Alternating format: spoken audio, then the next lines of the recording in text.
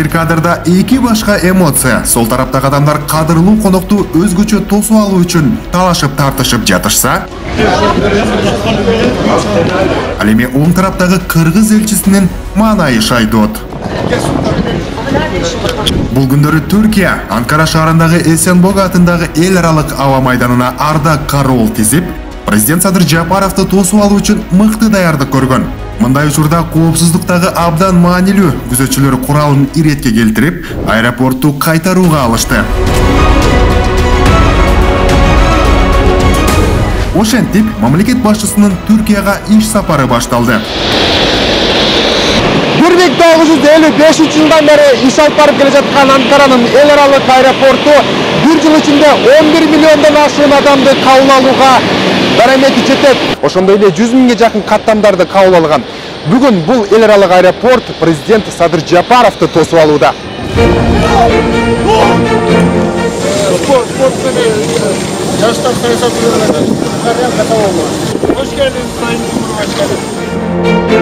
Ийбаса, президент Түркияга башка учак менен келди. Ал Embraer үлгүсүндөгү самолет. Дал ушул учак өлкө башчы менен кыргыз делегациясын Түркияга жеткирди. Албетте бекер. Макулдашууга ылайык кыргыз тарап болгону авиа отунун коюп берген. Белгилей кетели. Бүгүнкү күндө Кыргызстанга номер 1 борт катары учакты лизингке каттоо жобосу бүтө элек. Ал эми Ту-154 учагынын абалы кандай экенин жакшы билсеңиздер керек.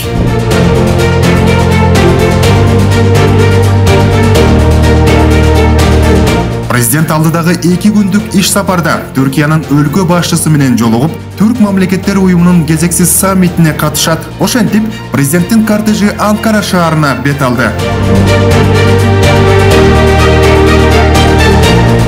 Кечки Анкара, бул жерде жайгашкан Түркиянын президентинин мамлекеттик резиденциясы көз жоосун алат. Жумурбашкандыгы гүл ээси жолбос арканда турган Ак сарай, Түркиянын Анкара шаарында жайгашкан президенттин расмий резиденциясы катары салынган. Бул жер болсо Вашингтондогу Ак үйдөн 50 эсе, Москвадагы Кремлден 3 эсе, ал тургай Париж шаарындагы Версаль сарайынан 5 эсе чоң экендиги айтылат. Кымбат баалуу интерьер жана сувенирлер коюлган бул резиденция өзүнчө бир нече административдик корпустарды камтыйт. 300 миң чарчы метр аянтты элеп, имараттар 90 миң чарчы метрди түзөт. Ички жасалгасы жашыл мрамордон болуп, хай-тек стилинде салынса, архитектуралык элементтери Осман империясындагы тарыхый имараттарды элестетет. Бул имараттын башкы залында мына өзүңүздөр көрүп тургандай Мустафа Кемаль Ататүрк, Түркиянын бардык президенттеринин портреттери иленген. Мынакей бул жер 20-кылымда Түркияны башкарган президенттер болсо, азыр менин сол тарабымда ушул эле залда. Бул жакта кийин 20-21 кылымда Түркияны башкарган президенттердин портреттери илинип турат. Маселен, булардын акыркысында Абдуллах Гүл жана дагы Түркиянын азыркы президенти Режеп Тайип Эрдоган. Айтмакчы, Түркиянын президенти Режеп Тайип Эрдоган менен Садыр Жапаровдун жолугушуусу дал ушул резиденцияда мерченделген. Ага чейин Түркия президенти дагы бир конокту Астанадан узатып жатканына күбө болдук. Азыр болсо бул жакта Азербайжандын президенти Илхам Алиев жана президент Режеп Тайип Эрдоган, Азербайжандын президентин узатып бара жаткан чагы. Бул жакта анын автоунаасы күтүп турат. Азыр бир нече мүнөттөрдөн кийин Кыргызстандын президенти Садыр Жапаровду дал ушул жерден тосуп алат. Саат 20:00 ага карабастан Садыр Жапаров Эрдоган менен жолугууга бет алды. Анткени эки өлкөнүн достук мамилеси бекем, бордоштук мамилени дагы да бекемдөөгө эки тарап тең кызыктар. Ошентип, Режеп Тайип Эрдоган каз катар тизилген ардак кароол менен бирге президенттик комплекстин алдынан мамлекет башчысы Садыр Жапаровду колунан бекем кармап тосуп алды.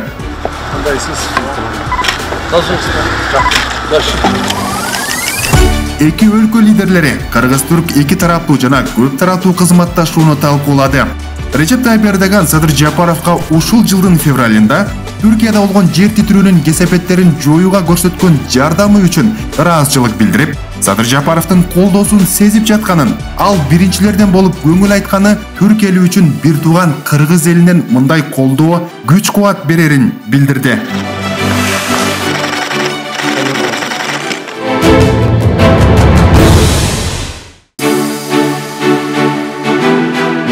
16 март бул ажайып кооздук Анкарадагы президенттик комплекстин короосу көк асмандын элесин калтырган килем төшөлүп, Арда Кароолдагы ага түспөлдөш кийинген байыркы кыргыздардагы көк асаба көтөргөнү белгилүү. Тарыхый аскердик кийимдерди кийген бул жоокерлер Түрк мамлекеттер уюмунун лидерлерин күтүп жатышат. Анкарадагы эл аралык жыйынга Түркиядагы жер титирөөдөн жабыркагандар боюнча бордош, өлкөгө колдоо көрсөтүү жана уюмга мүчө өлкөлөрдүн кызматташуусу талкууланат. Ал арада президенттер эстеликке сүрөткө түшчү фото аймакты дагы даярдоо иштери жүрүүдө. Айтор бардык желектер өз ордун тапты. А бирок мында бир кемчилик бар. Аны президенттин сүрөтчүсү дароо байкап, оңдоттурду.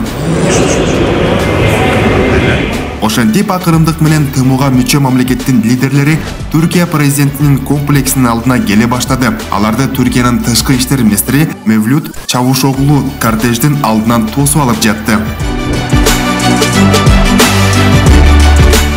Мевлют Чавушоглу президенттерди тосууда эч зериккен жок. Садыр Жапаровдун кортежи келгенче бир чырк эткенге үлгүрдү.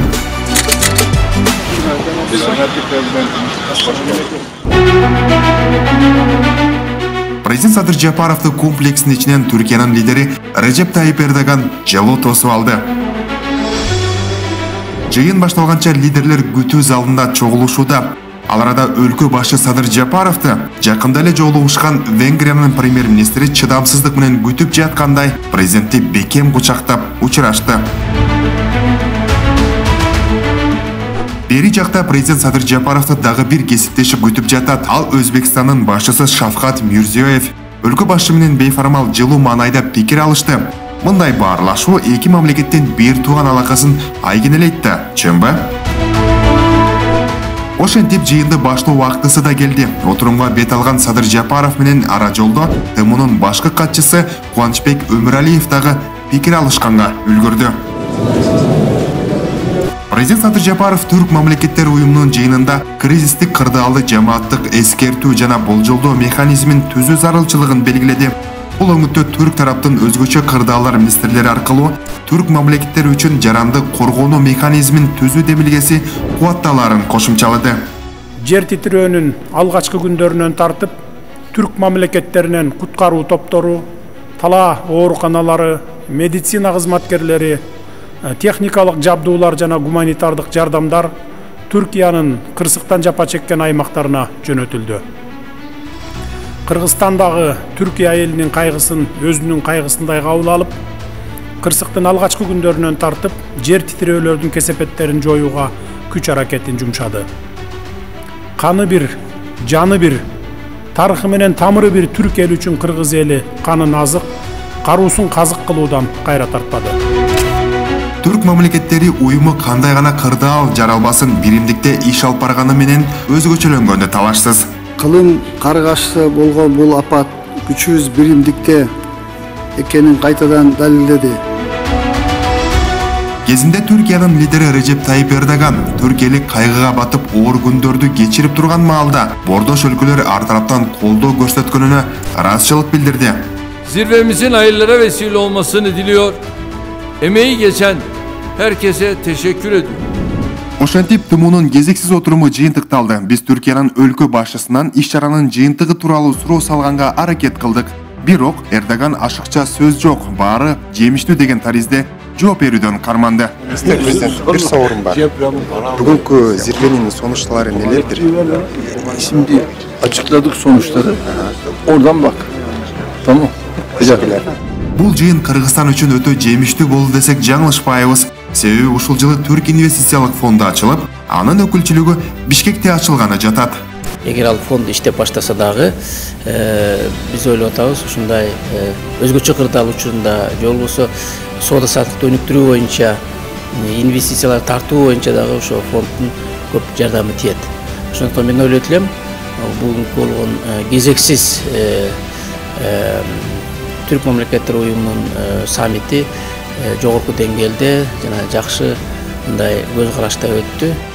Белгилей кетели, Түркия менен Кыргызстандын ортосундагы товар жүгүртүү 26%га өскөн. Келечекте бул көрсөткүчтү 2 миллиард АКШ долларына жеткирүү максаты коюлууда.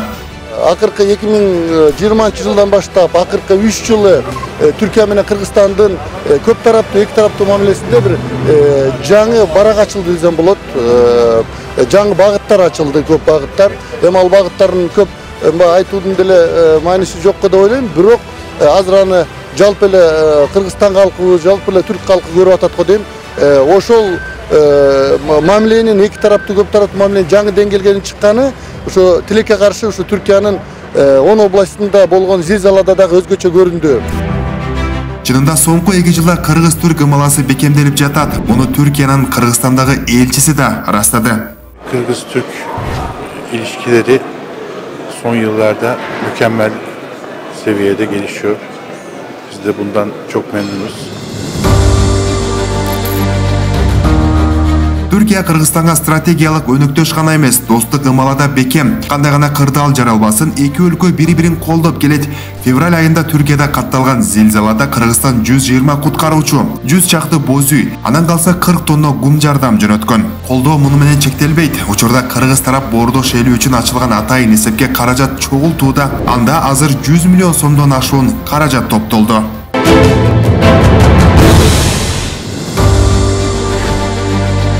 17 март бул күнү Кыргыз элинин эсинде 2002 жылдагы аксы жана 2010 жылдагы апрель окуяларында элдин эркиндиги катары калды. Бул күндөрү курман болгондорду эскерүү үчүн министрлер кабинетинин мүчөлөрү, жогорку кеңештин төрагасы жана бир катар атка минерлер чогулду. Аксы окуясыдагы Кыргызстандын соңку тарыхында мамлекеттин келечегине таасирин тийгизген алгачкы саясий окуялардан өлкөнү башкаруу кризиске кептелип баратканын эскерткен коңгуроо болгону талашсыз.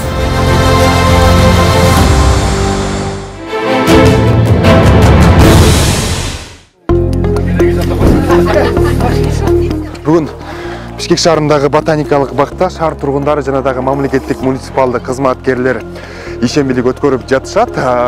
Болжолдо бул жерде 2000ге жакын адам бар.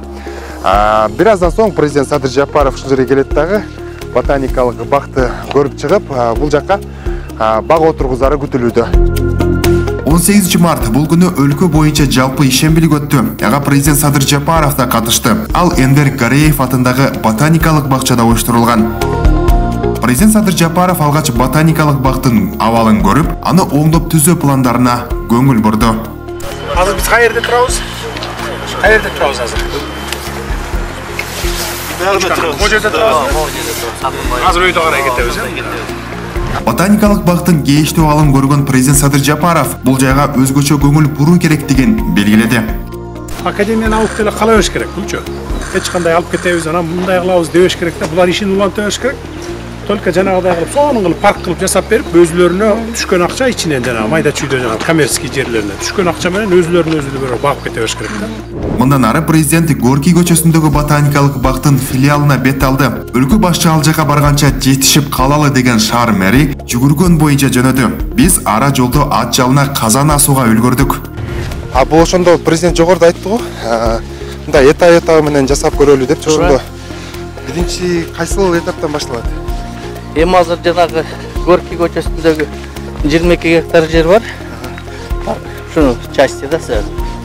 Ошол парктан баштап жасайбыз деди го. Ошол парктан жасап, анан поэтапно бияка өтүш керек. Мамлекет башчы алгачкы этапта Горький көчөсүндө жайгашкан ботаникалык бактын филиалын реконструкциялоону тапшырды. Өлкө башчы ботаникалык бак шаардыктарын жана Борбор каланын конокторунун сүйүктүү эс алуу жайына айланышы керектигин айтты. Бул ишембиликте мамлекет башчысы бак отургузду.